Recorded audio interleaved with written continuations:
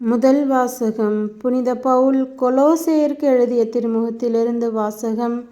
அதிகாரம் 1, இறைவசனங்கள் 1-8 முடிய.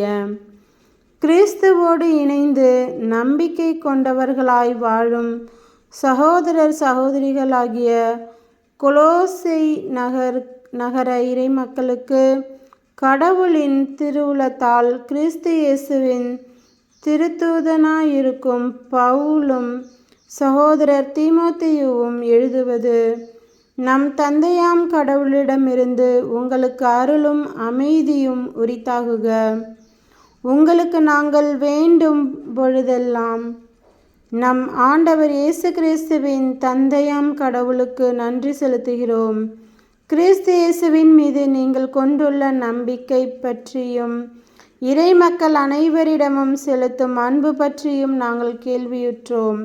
இவை இரண்டும் விண்ணகத்தில் உங்களுக்கென வைக்கப்பட்டிருக்கும் நன்மைகளை எதிர்நோக்குவதால் விளைந்தவை.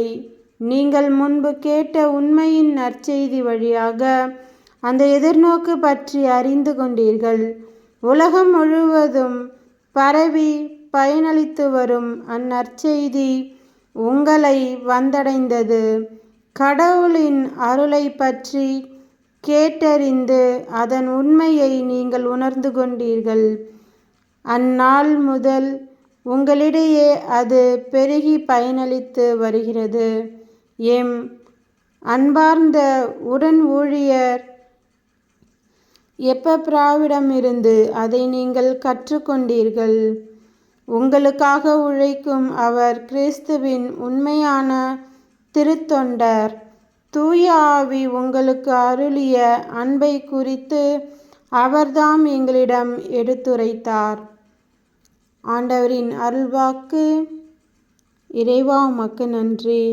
நற்செய்தி வாசகம். புனித லூக்கா எழுதிய நற்செய்தியிலிருந்து வாசகம். அதிகாரம் 4, இறைவசனங்கள் 38-44 முடிய. பின்பு இயேசு தொழுகை கூட்டத்தை விட்டு சீமோன் வீட்டிற்குள் சென்றார். சீமோனின் மாமியார் கடுங்காய்ச்சலால் துன்புற்ற நிலையில் இருந்தார். அவர்கள் அவருக்காக இயேசுவிடம் வேண்டினார்கள். இயேசு அவர் அருகில் நின்று காய்ச்சலை கடிந்து கொள்ள அது அவரை விட்டு நீங்கிற்று. உடனே அவர் எழுந்து அவர்களுக்கு பணிவிடை செய்தார்.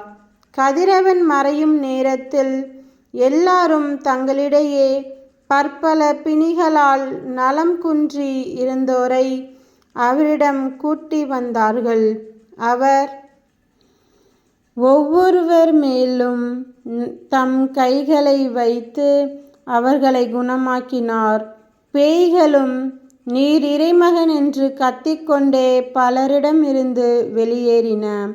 அவர் மெசியா என்று பேய்கள் அறிந்திருந்தபடியால் அவர் அவற்றை அதட்டி பேச விடாமல் தடுத்தார். பொழுது விடியும் வேளையில் இயேசு தனிமையான ஓர் இடத்திற்கு புறப்பட்டு சென்றார். திரளான மக்கள் அவரை தேடிச் சென்றனர். அவரிடம் வந்து சேர்ந்ததும் தங்களை விட்டு போகாதவாறு அவரை தடுத்து நிறுத்த பார்த்தனர். அவரோ அவர்களிடம், நான் மற்ற ஊர்களிலும் இறையாட்சியை பற்றி நற்செய்தி அறிவிக்க வேண்டும், இதற்காகவே நான் அனுப்பப்பட்டிருக்கிறேன் என்று சொன்னார். பின்பு அவர் யூதேயாவில் உள்ள தொழுகை கூடங்களில் நற்செய்தியை பறைசாற்றி வந்தார். கிறிஸ்துவின் நற்செய்தி. கிறிஸ்துவே உமக்கு புகழ்.